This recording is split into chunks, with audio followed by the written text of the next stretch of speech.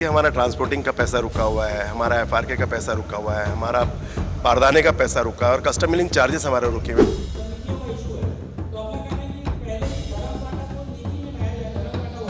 4-5 साल से ही रुका हुआ, कोई अब की बार का ही नहीं है। रुक यही है, अब उनका आश्वासन सिर्फ देखेंगे, बताएंगे, आप लोगों की बात से सुनवाई होगी।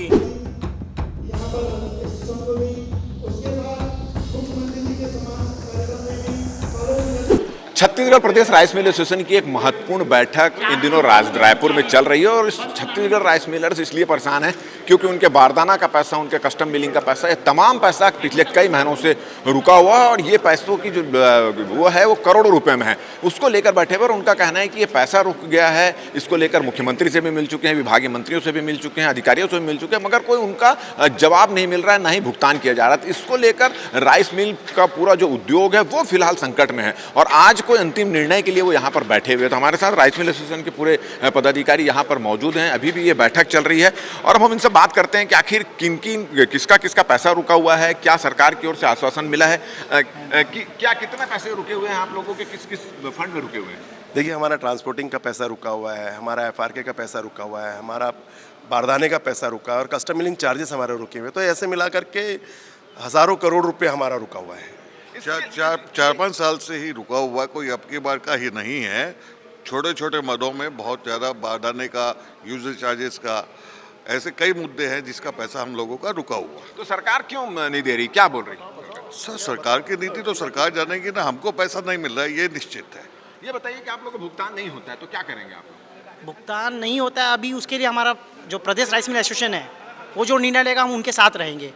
और आने वाले के लिए सरकार ने भी तो ये फैसला कर दिया है कि आप धान कहीं से भी उठाइए और चावल कहीं भी जमा कीजिए, आपको टोटल 23 रुपये मिलेगा। चाहे आप धान राजनांदगांव से उठाइए, चाहे बलौदा बाजार से उठाइए, चाहे सुकमा से उठाइए, कहीं से भी उठाइए, उससे हर मिलर को लाखों करोड़ों रुपए का नुकसान हो। ये बताइए कि आप लोग इसके पहले मिल चुके हैं, सीएम से मिल चुके हैं, विभागीय मंत्री से मिल चुके हैं, तो उनका आश्वासन क्या हो रहा है, उनका रुख क्या नजर आ रहा है? रुक यही है, अब उनका आश्वासन सिर्फ देखेंगे, बताएंगे, आप लोगों की बात से सुनवाई होगी, लेकिन कोई ठोस निर्णय नहीं आ रहा है। कोई भी संतोषजनक वहाँ से कोई जवाब या कुछ भी नहीं मिल रहा है। आप लोग कुछ निर्णय ले लेंगे क्या?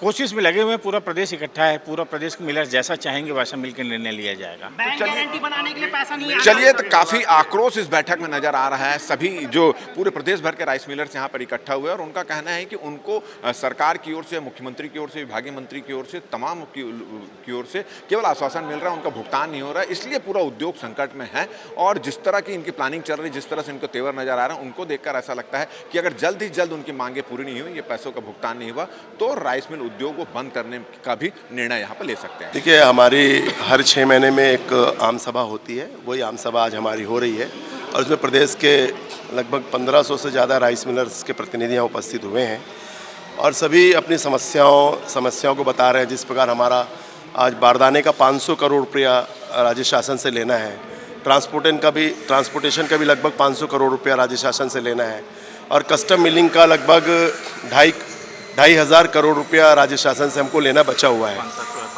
तो और एफआरके चावल का, ऐसा सब मिला करके आज 4,000 करोड़ रुपया लगभग राज्य शासन से हमारा लेना बचा हुआ है। तो उसी के लिए सब अपनी बात रख रहे हैं कि आगे हमको कैसे काम करना है, क्या नीति बनाना है, क्योंकि जो हमारा और राज्य शासन के बीच में एग्रीमेंट होता है, उस एग्रीमेंट के उलट अधिकारी वर्ग काम कर रहा है, एग्रीमेंट की कंडीशन को मान नहीं रहा है और मिलर्स से बैठ करके बात नहीं कर रहा और अनाप शनाप आदेश थोपे जा रहे हैं। तो मिलर्स सब उससे परेशान हैं। उन सब बातों को लेकर के मिलर्स ने आग्रह किया था कि आम सभा होनी चाहिए और आम सभा में सब बारी बारी से अपनी बात रख रहे हैं और जो भी आम सभा में निर्णय होगा वो हम राज्य शासन को बता देंगे, क्योंकि नई पॉलिसी 1 नवंबर से नया धान खरीदी शुरू होती है। हम चाहते हैं उसके पूर्व हम राज्य शासन को अपनी बात बता दें और जो एग्रीमेंट राज्य शासन तैयार करता है उसमें राइस मिल एसोसिएशन का भी प्रतिनिधि शामिल हो। इसके पूर्व होता था कि हमारा प्रतिनिधि शामिल होता था, हमसे बैठ करके बातचीत होती थी, उसके बाद में एग्रीमेंट के प्रारूप तैयार किए जाते, लेकिन कुछ वर्षों से वो राइस मिल एसोसिएशन के प्रतिनिधि को बुला नहीं रहे और एक तरफा उसका प्रारूप बना रहे थे। इन सब बातों का विरोध मिलर्स कर रहे हैं और जो ट्रांसपोर्टिंग और बाकी जो बकाया पैसा जो नहीं मिल रहा है उसके लिए मिलर में आक्रोश है। क्या इसको लेकर सीएम से या विभागीय मंत्री से, अफसरों से आप लोगों ने बातचीत की क्या? हम लोगों ने सभी अधिकारियों से लेकर के मंत्री स्तर पे सबसे हमने बातचीत करी है और हमको आश्वासन मिला है कि आपकी बातों को गंभीरता से लिया जाएगा, आपकी बातों को सुना जाएगा। तो उसी आश्वासन के चलते आज हम सब बैठे हुए हैं कि हमारी बातों को जल्द सुना जाए। अधिकारी वर्ग से भी आग्रह है कि हमारी बातों को जल्द सुना जाए, उसका समस्या का निराकरण किया जाए। और प्रशासन में बैठे मंत्रीगण और सबसे आग्रह है कि राइस मिलर्स की बात जल्द सुन के उसका निराकरण किया जाए। अगर आप लोगों की डिमांड पूरी नहीं होती, जल्द से जल्द आपका भुगतान नहीं होता, तो फिर आप लोगों का क्या डिसीजन है? अभी बैठक चल रही है, जो भी निर्णय होता है थोड़ी देर में निर्णय हम लोग करेंगे। इतना पैसा अटका हुआ, इससे आप लोगों को कितना नुकसान होता यह पूरा हमारा नुकसान है। ये जो पैसा अटका हुआ ये पूरा हमारा नुकसान है, बहुत लंबा नुकसान है। अब पानी सर के ऊपर आ गया है, नुकसान सहते सहते अब मिलर में इतनी क्षमता नहीं कि और नुकसान सह सके। हमारा ये वीडियो अगर आपको अच्छा लगे तो ज़्यादा से ज़्यादा इसको शेयर करें, सब्सक्राइब करें, अपने सुझाव हमको देना ना भूलें और मुझे और मेरे कैमरामैन अजय गुज्जर को दे इजाज़त। नमस्कार।